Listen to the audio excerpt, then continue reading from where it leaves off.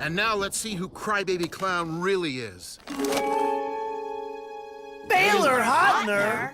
That's Reitner. Actor, humanitarian, guy with amazingly super awesome abs. I came here to Crystal Cove to research the part of a crazed clown for my upcoming blockbuster movie, The Night the Clown Cried. It was gonna be my Oscar.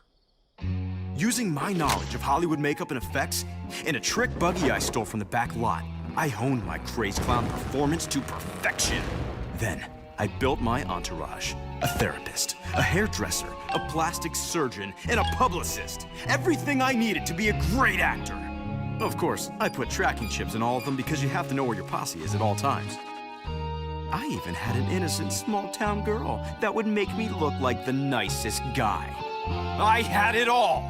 And I would have been the world's greatest Hollywood thespian, too, if it hadn't have been for you small-town scene stealers. Small town that, Baylor Hotner. These are my friends. Take him away, Sheriff.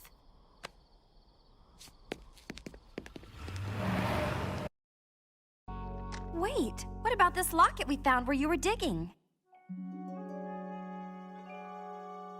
Never seen it before. All right, well, guess we owe you kids thanks. You did save the bank. Although you also lost the town a serious revenue stream. A stream of revenue.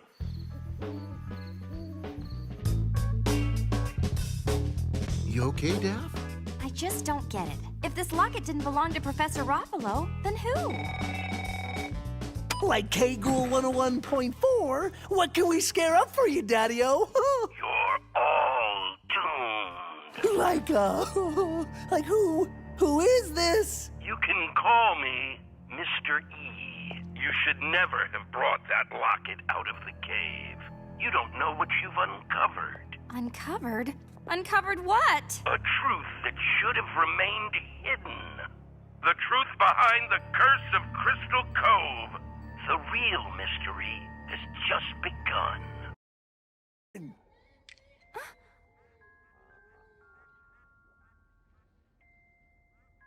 Mystery Incorporated to the rescue.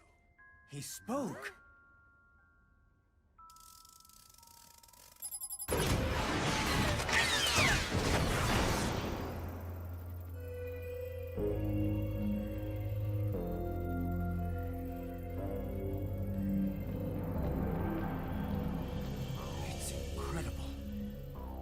Actually, it's quite common for parrots to speak. You see, in the wild, avian voice mimicry functions as a sort of... It's incredible because it's the first words he's spoken in years. He belonged to those kids who disappeared in the caves. You mean this was the parrot who belonged to the original Mystery Incorporated? I trust you enjoyed their little theme song. You'd best stay away from Professor Pericles, kids. Although his brain's no bigger than a cashew, pound for pound, it's the smartest brain in the world. Officer Johnson is quite correct. Now please step aside, Officer Johnson, to free your hand, which mysteriously has become duct tape to your stun gun. But how'd you... Clues await, children. Clues that will lead you to the cursed secret that feeds on Crystal Cove. What secret? I'm sure you will find out. Meanwhile, I will dispense this bit of advice. Beware of those closest to you. I'm specifically talking to you, Frederick. That's enough! Visiting hours are over! And you, bird, I'll take care of you later. Will you? Really? No. Well, Scooby-Doo, like you saved the day. And Pericles, too.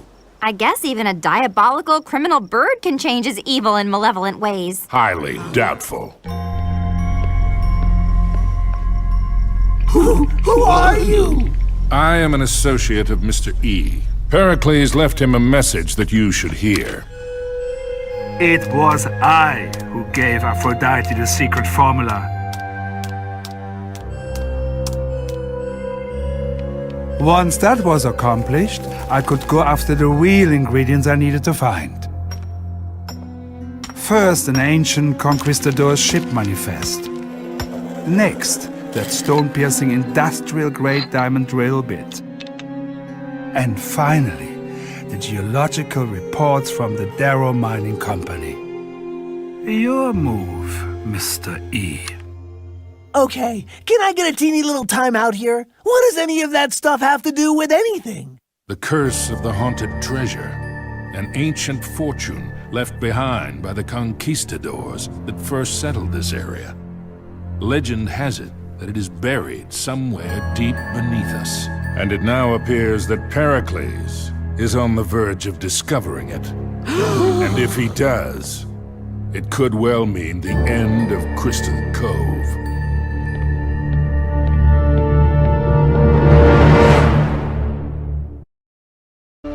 Something's been bugging me about our little underwater escapade. There's a lot about that adventure I wish we could forget. Amen to that. But the weirdest part of all was what the late Abigail Gluck whispered. Like I'll say, a crazy mummified corpse whispering Nibiru is creepy times 10. It gets creepier. I googled it and found a lot. Namely this. Nibiru is a planet listed in the writings of Zechariah Sitchin, particularly his book The 12th Planet. According to Sitchin's interpretation of Babylonian religious texts, a giant planet called Nibiru passes by Earth every 3,600 years and allows its sentient inhabitants to interact with humanity. These beings, which Sitchin identified with the Anunnaki of Sumerian myth, would become humanity's first gods. My favorite internet encyclopedia says there's supposed to be a collision. The Nibiru collision is a disastrous encounter between the Earth and a large planetary object.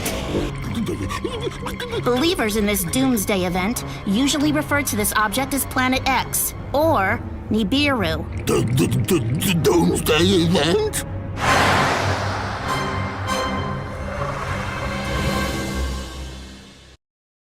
How in the world did a ship get all the way up here? Maybe this can tell us. It's the ship's manifest. The writing's in Espanol, but I aced on her Spanish. I can translate. I fear I may have doomed us all. After months of filling our hold with all manner of treasure, we were about to set sail when word was delivered of an even greater prize. A sarcophagus of the purest crystal, filled to the brim with black pearls of immense value. A king's ransom! The men and I were overtaken with a desire to find this great treasure. And after several months of searching, find it we did.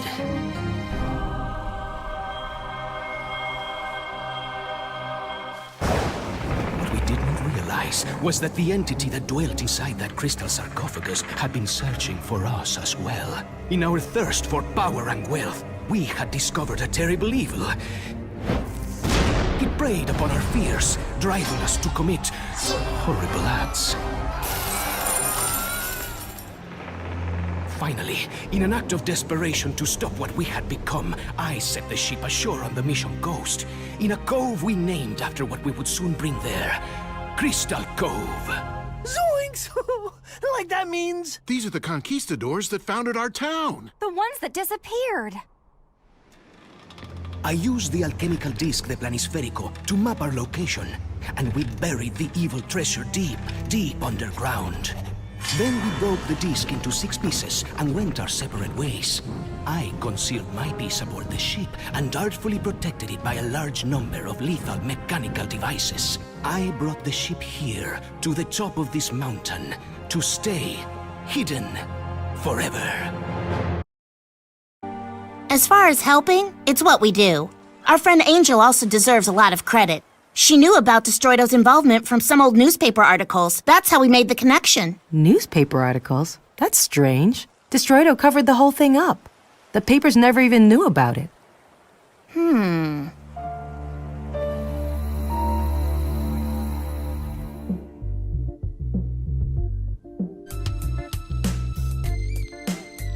Lordy, Velma! Baby, you just about scared me out of my skin-tight leather foxy pants. What's with all the sneaking around?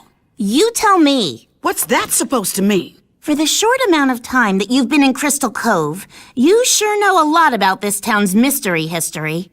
Well, I'm just curious by nature. Remember the hibbity-jibbity? Stop.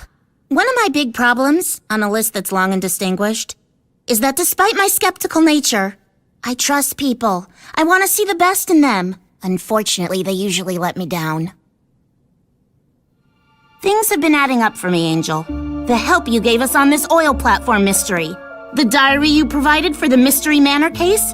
Stuff that you shouldn't know and shouldn't have had, no matter what the hibbity-jibbity. What are you saying? I'm saying Angel Dynamite isn't your real name. I think your real name is Cassidy Williams, and you're one of the members of the original Mystery Incorporated that vanished in the caves beneath Crystal Cove. Tell me I'm wrong, friend. Is my father. Mayor Jones? But how did you know? When I found out both pictures of my mother were just cutouts from a magazine, I checked the dates on the back. It was the same day I was born, or what you said was the same day I was born. Still, I wasn't sure. Not until now. Why? Why do you think? Because of the curse. For years, I'd heard about the curse and the supposed haunted treasure. That was the reason I came to Crystal Cove. I'd been accepted to Darrow University's history department, which gave me access to the town archives. When I found the story about the conquistadors that disappeared, I decided to disguise myself and begin my search for the planispheric disk. Sadly, I found nothing, until Mystery Incorporated walked into the library seeking advice. They had no idea what they'd found. Well, that wasn't true. Actually, their mascot knew. For access to my knowledge, Pericles was willing to betray his friends. We concocted a scheme to blackmail the kids into leaving town by threatening them with fabricated documents, implicating their parents in various crimes. They were unaware of my true identity, but I still had one loose end. Pericles had to go. I placed an anonymous call to the police, implicating him in the kids' disappearance. By the time Pericles woke, he was already in custody. He was sentenced to spend the rest of his miserable parrot life where he belonged, in a cage. Becoming mayor allowed me to continue my search for the remaining pieces. Then I would have found them too if it weren't for you, my meddling Fred. That still doesn't explain what happened to my mother. I want to know where she is. The truth is, I don't know. I assume she's still with Brad Childs. Wait, are you saying that Judy Reeves is Fred's mother? But that would mean... Brad Childs is your real father. 2 years after they left, Brad tried to return to Crystal Cove. By that time, he and Judy had married, and she'd given birth to a baby boy. I had to stop Brad. I took you and told them you'd be safe, as long as they never returned again. If you're watching this, you're probably wondering what's happened to your pieces of the planispheric disk. In a word, you've been scammed, conned, bamboozled. That's 3 words, Fred, but I think they get the idea. We did this to you. Yeah. And we will be more than happy to tell you how we did it. It was all an elaborate plan masterminded by your very own Freddy. We created Krampus by borrowing Charlie the haunted robot and dressing him up in clothes we bought off German gypsies who live in Crystal Cove's haunted forest. As for Krampus moving around, he was being remote controlled by Jason Wyatt, who agreed to help for lenience from the mayor on his mother's sentence. Like Jason also helped create an invisible aerosol that was used to turn hair white and make it grow long for added effect. We needed to keep you away from the vault. You following us, following Krampus, was the perfect way to keep you distracted so we could carry out our master plan, breaking into Mr. E's vault. Freddy planted a bug on Brad Child's clothing so that we could get the code to the vault. And once we had that code, we could give it to our operative. Someone with intimate knowledge of Mr. E's lair.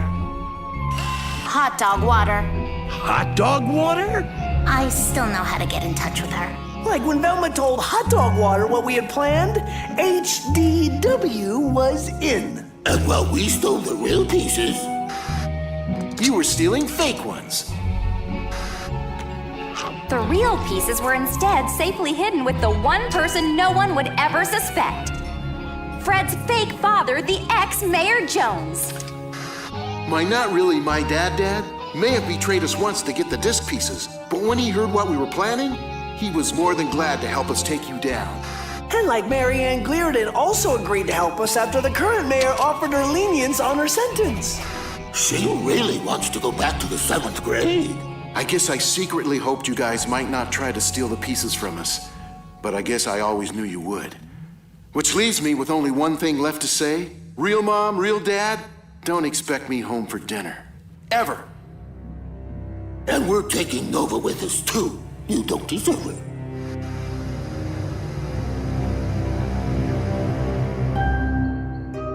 Oh, let's see what it looks like. The whole planispheric disk.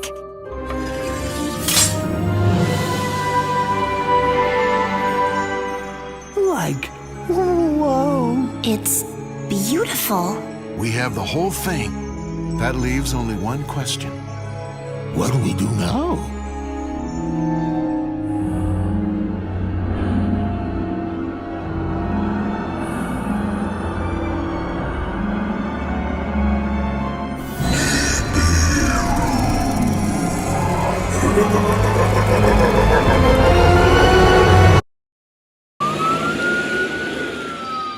I know who has the planispheric disc piece, but not where.